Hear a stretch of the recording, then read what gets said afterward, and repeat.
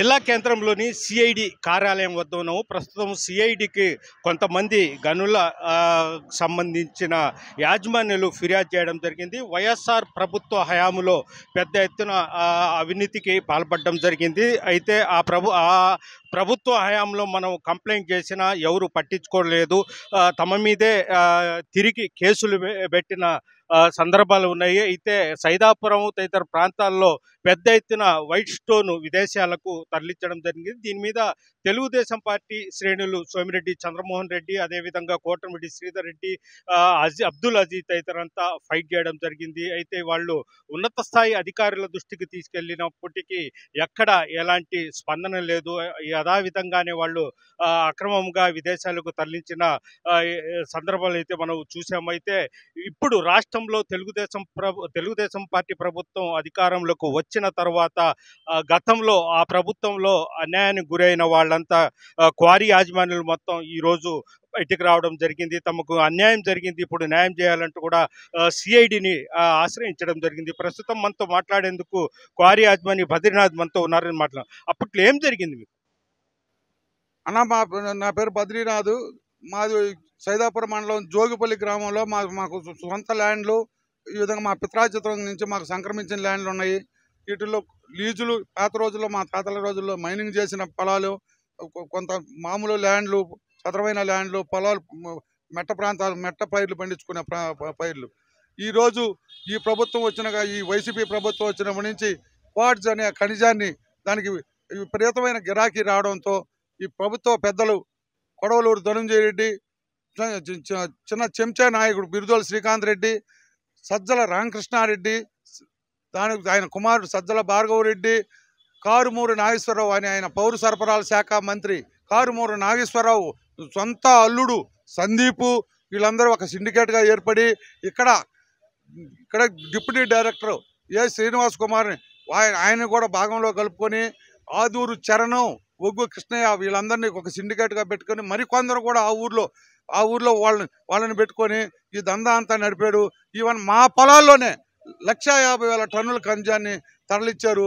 దీని విలువ 550 కోట్ల నుంచి 800 కోట్ల రూపాయలు ఈ ఒక్క గ్రామంలోనే దోపిడీ చేశారు. జిల్లా మొత్తం మీద 6,000 నుంచి 8,000 కోట్ల రూపాయల పైన దోపిడీ చేశారు. 8,000 కోట్ల రూపాయల పైన దోపిడీ చేశారు. ఈ విధంగా మేము అనేక మార్లు కోర్టులకి పోయాం. కోర్టు ఆర్డర్లు ఉన్నాయి. కోర్టులు ఆర్డర్లు ఉన్నా కానీ వాళ్ళు మమ్మల్ని అసలు లెక్క చేయలేదు, అక్కడికి రానివ్వలేదు. అక్కడ 60-50 మందిని రౌడీలను పెట్టి చేశారు. ఇవన్నీ మేము కోర్టులకు వెళ్తే మా మీద రౌడీ షీటర్ ఓపెన్ చేశారు. మా పిల్లల మీద కేసులు పెట్టారు, ఆత్మకూరికి పిలిపించారు. ఇవన్నీ మాకు హరాస్మెంట్ చేశారు. ఎన్ని రకాలు కావాలంటే అన్ని రకాలుగా ఇబ్బంది పెట్టారు. ఆ విధంగా సైదాపురంలో వీళ్ళు చేసిన దోపిడీకి ప్రభుత్వ రోడ్లు బావులుగా తయారైపోయి ఈరోజు పరిస్థితి అక్కడ ఉండే ప్రజలు కూడా ఇబ్బంది పడుతున్నారు. ఇవన్నీ మించి దేవుడికి సిద్ధేశ్వర స్వామి కొండ, ఆ కొండని కూలదోసేదానికి పూర్తిగా తవ్వేశారు. దాని మీద మన పురావస్తు శాఖ వాళ్ళు కూడా ఇన్స్పెక్షన్ చేశారు. వాళ్ళు కూడా ఇది 2000 సంవత్సరాల క్రితం నుంచి ఏర్పడింది, దీని మీద మీరు చర్యలు తీసుకోండి అని చెప్పి డిప్యూటీ డైరెక్టర్ ఆఫ్ మైన్స్ మన నెల్లూరు వారికి పంపించారు, కలెక్టర్గా పంపించారు, అమరావతిలో ఉండే వాళ్ళ పురావస్తు శాఖ కమిషనర్కి పంపించారు. ఎవ్వరు కూడా స్పందించలేదు.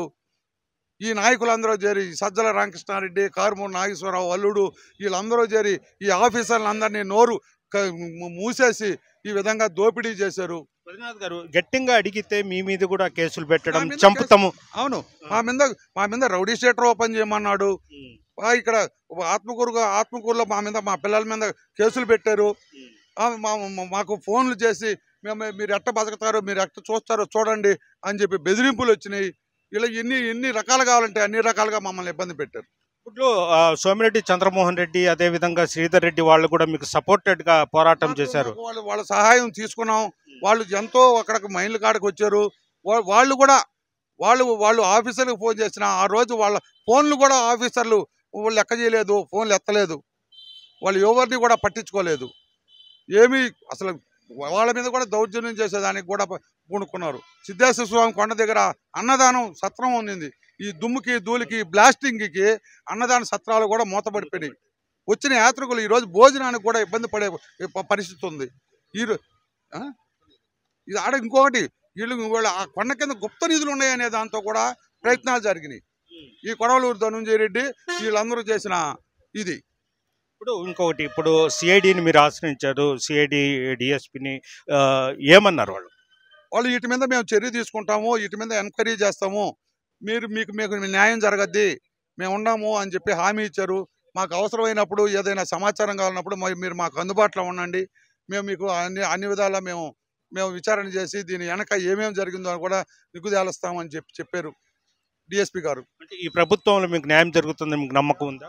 ఈ ప్రభుత్వంలో న్యాయం జరగొద్దని 100% మాకు న్యాయం మాకు జరగద్దని నమ్మకం.